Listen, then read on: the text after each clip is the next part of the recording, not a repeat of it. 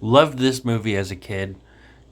Did not like it as much now. There was a few jokes I still liked in this movie, like the fucking dog getting ran over in the beginning, where he accidentally runs over the dog with a Segway. It's got two songs in this movie. It's got the sun is shining in the sky song, which I love that song. I used to listen to it on a radio a lot. It's in a lot of movies that I watched as a kid. It's in Guardians of the Galaxy too. It's a great song. I love when movies use that song. This movie's only PG, and there's a lot of cussing in it. I think personally, even though I like cussing in kids' movies, I do think, occasionally you should throw in a cuss word here and there because kids can handle that. This movie says cuss words a lot. Not too much, but definitely a lot. I was surprised by how much cussing is in this PG movie. Also, Bart's ringtone is a sexual song, Bubblegum. And it plays like 3 times in the movie. I'm surprised that they let that get by. This movie's weird with the plot, too. He has been divorced since his illegal immigrant wife left him. That is exactly how they phrase it in the movie. That's crazy to me. But she left him as soon as she got her green card. That's just wild. His daughter's played by the same person that plays Trish in Austin and Ally. I knew that. That's one of the few times I knew that when watching this movie because I loved Austin and Ally as a kid. And I watched it a lot. And then one day I watched Paul Blart. I was like, oh, that's Trish. Though I believe Austin and Ally came out 2 years after this movie. So, yeah. His mom has like 2 or 3 scenes. He's not very nice to her. Like, he makes her get him pie after he tells her that he doesn't want it. But he's doing it like straight faced, like he's being serious. He's like, not tonight, Ma. But he fucking is like, no, go get me a piece of pie. And I think that's just crazy. I didn't like that. That wasn't very nice. It didn't make me hate him or anything, but wow. He was a bit rude to her. And then they have like this extended unfunny joke about how he would feel much better if his mom would make him sloppy joe and sweet potato fries. Another food that is mentioned in this movie is onion strings. Not onion rings, onion strings. I looked that up and paused it. I was like, did I hear him right? And the captions are on too, because I like watching movies with captions. But yeah, apparently onion strings are a thing. Never heard of them before. Cool, I guess. There's this guy Stuart who's a bit of a dick throughout the movie. There's this guy that becomes a trainee that Paul's training named Vec. There is quite a few characters in this movie. He starts pursuing Amy in the most creepy way. He stares at her while she's just working at her like hair salon that's in the mall, and then accidentally crashes into a minivan. Right after that, he immediately goes to the security cameras and zooms in on her face and stares at her some more. Then after that, he's going by on a Segway, and he keeps going by her hair salon until she acknowledges him. I don't even think he wanted her to acknowledge him. I think he was just trying to be creepy. And eventually she's like, can I help you? Surprisingly enough, this woman gives him his number, her number, which is insane. A plot device in this movie is he doesn't actually have a phone, which, yeah, later in the movie, one of his friends that he's somewhat friends with gives him a phone, his daughter's phone, because she's grounded, and he said that when she gets ungrounded, if she gets ungrounded, then he'll need the phone back, but for now that Paul can have it, which is why he has the bubblegum song, I guess, because I guess it's supposed to be a girl song. I listened to that song. I've listened to it for years before I even remembered that it was in this movie.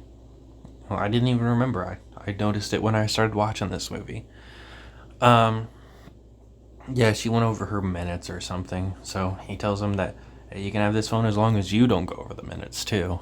Um, yeah, there's some funny jokes here and there. This movie takes place during Black Friday and Thanksgiving, though I don't believe they ever show the Black Friday shopping, which is something that they had hyped up in one or two scenes. They were like, "Oh, Black Friday is gonna be crazy," but then we never saw anything like that. It also confused me because at the beginning of the movie they show Christmas decorations being put up, which I know a lot of stores put those up early.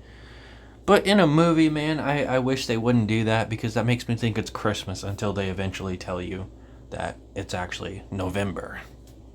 So that confused me on the timeline for a little bit. He ends up getting drunk and he's never drunk before, so he starts saying weird shit to Amy while he's drunk about how she knows that he likes her and that they are basically together, which is something the villain or asshole of the movie, Stewart, also does, and he's treated like the bad guy for. But with Paul, it's cute.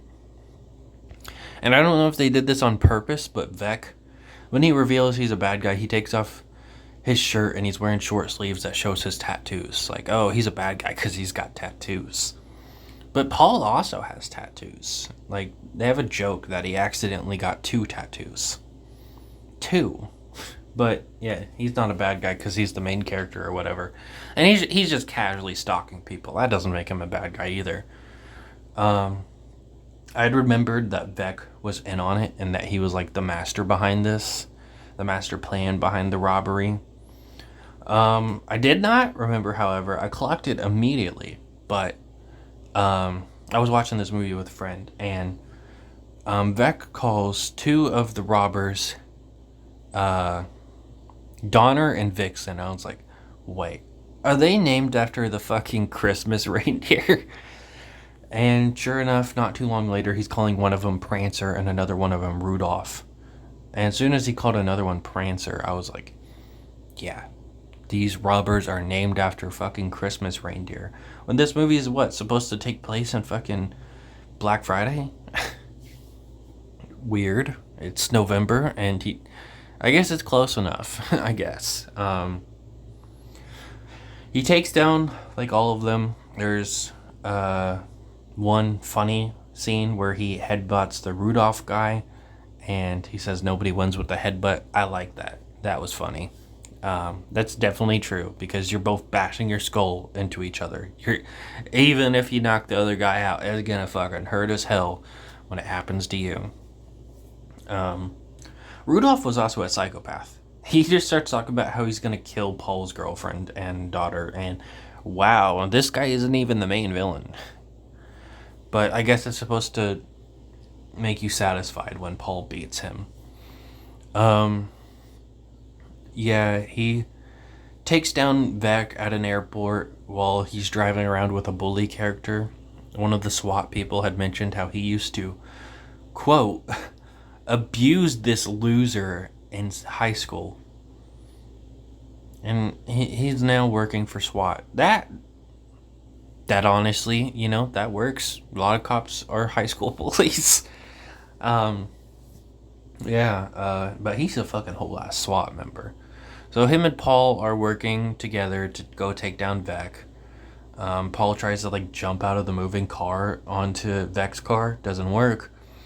He decides to run the long way through a forest into a shortcut to the airport, I guess. He takes down Vec by pretending to have I don't know, I don't know what they said his disability was. It was like hyper something, and he needs sugar every now and then, so he pretends to have one of those attacks where he needs sugar and he falls to the ground, but he doesn't actually have it, and he beats Vec. Then the SWAT guy shows up and he's like, hey, I'm gonna kill all 3 of you, so there's no witnesses. I've been working with this guy all along. And then one of the other mall cops just shoots him in the arm. So Paul doesn't even save the movie. It's another guy. And then at the end of the movie, he gives her a birthday card and they get together. What a crazy movie. It got a sequel. I saw the trailer as a kid. Came out in 2015. 10 years ago now. This movie came out 16. But yeah, I had never watched the sequel, and I honestly don't really plan to. Um, from what I read about the sequel online, it might be lying because Wikipedia likes to lie a lot, but it says that his wife, she divorced him after getting married like a day before Christmas or something, and his mom dies in the sequel via a milk truck. So he's just back to being single again, even though like the whole point of the first movie was that he was trying to not be single. So they just remade the movie again, just with some of the characters not in it. I really don't get what the point of this movie was if they were going to make this whole movie about how he's getting with this girl, and then in the sequel, he's not with her. But yeah, not as good as I remembered it, and his relationship with Amy is creepy. You deserve better, Amy. I'm glad you might have divorced him in the sequel.